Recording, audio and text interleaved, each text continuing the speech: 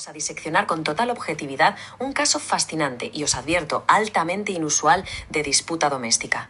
Es un escenario que junta elementos que rara vez vemos cruzarse: un hombre invidente, una ventana abierta de par en plena noche y un gallo recién comprado en el mercado local. Lo que a simple vista podría parecer la típica anécdota de la vida rural se convierte en cuestión de segundos en un auténtico caso de estudio sobre tácticas de supervivencia, emboscadas en la oscuridad y, finalmente, venganza culinaria. A ver, pongámonos en contexto. Todo esto arranca con una compra, digamos, bastante impulsiva. Nuestros protagonistas, Felicia y Antonio, estaban paseando por el mercado cuando a Felicia se le metió en la cabeza comprar un gallo que vio por allí. El problema, que el animal no paraba de cantar, pero aún así decidió llevárselo a casa. Claro, meter a esa criatura en el entorno doméstico fue como encender la mecha del caos auditivo. Desde el momento exacto en que el ave cruzó la puerta, dejó clarísimo que no tenía ninguna intención de adaptarse a los horarios de los humanos. Aquel canto constante creó al instante una tensión brutal en la casa. Y así entramos de lleno en la fase 1, la llegada del gallo. Aquí es donde se establece nuestro primer gran conflicto logístico. Fijaos bien en esta diapositiva porque el contraste entre los hábitos de la pareja es clave. De hecho, es lo que prepara el terreno para el desastre inminente. Por un lado tenemos a Felicia. Ella tiene esa capacidad envidiable de tener un sueño profundísimo. El escándalo del gallo, que por cierto se había colocado justo al lado de la ventana abierta del dormitorio, no le afecta en lo más mínimo. Pero luego tenemos a Antonio. Antonio tiene el sueño súper ligero, por lo que el ruido constante le tiene completamente desquiciado. Y ojo, a esto hay que sumarle dos detalles críticos. Antonio es ciego y su preferencia personal para dormir es hacerlo completamente desnudo. Esta mezcla de vulnerabilidades es literalmente la receta perfecta para una crisis. Lo que nos lleva directos a la fase 2, el ataque nocturno. El instante preciso en que la tensión acústica se vuelve física. Vamos a repasar la cronología exacta de los hechos porque es para analizarla al milímetro. Medianoche. La incapacidad para dormir hace que a Antonio le entre una sed terrible. A las 2 de la madrugada, un Antonio completamente desprovisto de ropa inicia su habitual caminata a oscuras hacia la nevera. 2:15, localiza el mazo y empieza a servirse agua fría, bajando totalmente la guardia. Y a las 2:16 ocurre la tragedia. Aprovechando esa ventana abierta y que Antonio no puede verle, el gallo salta hacia el interior de la casa. El clímax de todo esto es tan rápido como doloroso. Porque, a ver, el gallo no aterrizó al azar, hizo un ataque calculadísimo, saltó desde el alféizar, fijó su objetivo y picoteó a Antonio precisamente en su anatomía más vulnerable y expuesta, directo a los huevos.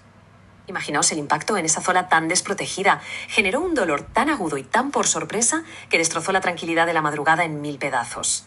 De repente, una molestia ruidosa se acababa de convertir en un ataque físico en toda regla. Y la reacción inmediata está documentada con total precisión. En pura agonía, Antonio suelta el vaso de agua, que se hace añicos contra el suelo y pega un grito tremendo. Pero ojo, que en lugar de salir huyendo, hace un juramento en plena oscuridad.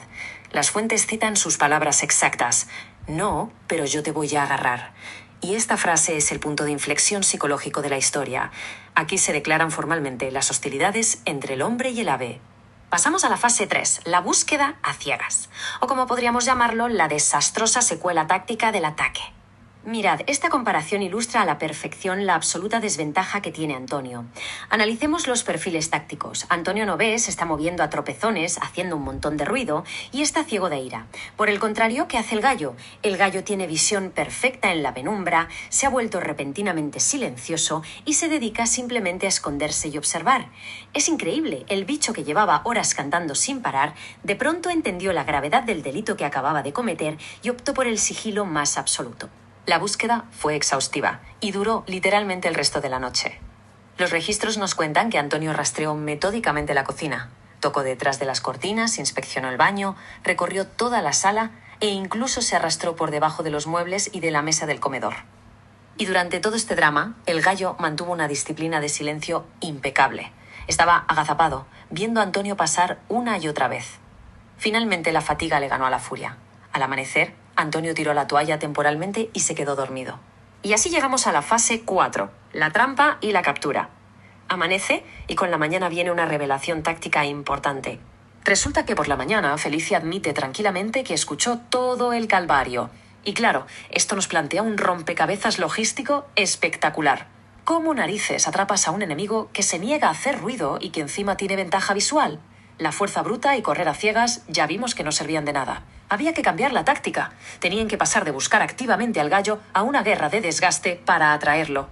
Bueno, pues la solución de la pareja fue montar una trampa brillante por lo sencilla que es. En lugar de perseguirlo, usaron la biología del ave en su contra. Paso 1. Tirar un buen puñado de alimento para gallos en el suelo.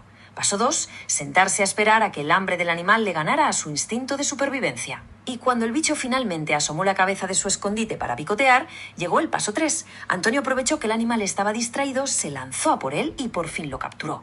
Con el agresor bajo custodia, la sentencia cayó de inmediato. Las palabras de victoria de Antonio fueron tajantes. «Bueno, gallito, ahora sí te voy a comer». Felicia, asustada, le preguntó si realmente iba a matarlo. Pero Antonio se mantuvo firme. Justificó su decisión, dejando claro que era la única manera de asegurar que ese animal no volviera a cantar jamás, y mucho menos a lanzar ataques sorpresa en la oscuridad. Y así, la línea temporal culmina en pura justicia culinaria. Lo mataron, lo sazonaron a conciencia y lo cocinaron con una guarnición de plátanos. Y, según las fuentes, el resultado fue muy delicioso. Transformar al agresor en el plato principal garantizó la neutralización permanente de la amenaza.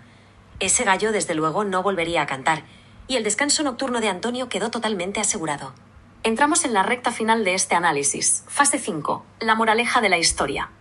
A ver, vamos a repasar las lecciones vitales que sacamos de este caos. Primero, si tienes un ave montando un escándalo fuera, vale, ignora el canto si puedes, pero bajo ningún concepto dejes la ventana abierta. Es un error táctico monumental. Segundo, si andas por un entorno con fauna incontrolada, mantén tus zonas sensibles a cubierto. Y tercero, y esto es crucial, ni se te ocurra subestimar de lo que es capaz un animal de granja al que no le has dado de comer. Así que el punto central de todo este análisis es entender ese peligroso estado de un animal al que podríamos definir como hambriento de huevos. Suena a broma, pero es un estado real de agresividad que surge cuando traes un ave a un nuevo entorno y no la alimentas bien. Si el bicho tiene hambre, buscará alternativas, y eso puede desencadenar escenarios dolorosísimos, sobre todo cuando se cruza en la oscuridad con una persona que se levanta de madrugada sin ropa. Para cerrar, nos queda una reflexión sobre cómo aprendemos a palos de nuestros peores errores. Todo este desastre nocturno ocurrió por una cadena de fallos de seguridad totalmente evitables. Así que la gran pregunta que nos queda flotando, la que de verdad demuestra si han aprendido algo de esta locura, es muy simple. ¿Se asegurarán de cerrar la ventana a cal y canto la próxima vez que un gallo empiece a cantar en medio de la noche? Ahí lo dejo, una reflexión esencial para los que valoran dormir tranquilos y sin sobresaltos. Servicio, grabación de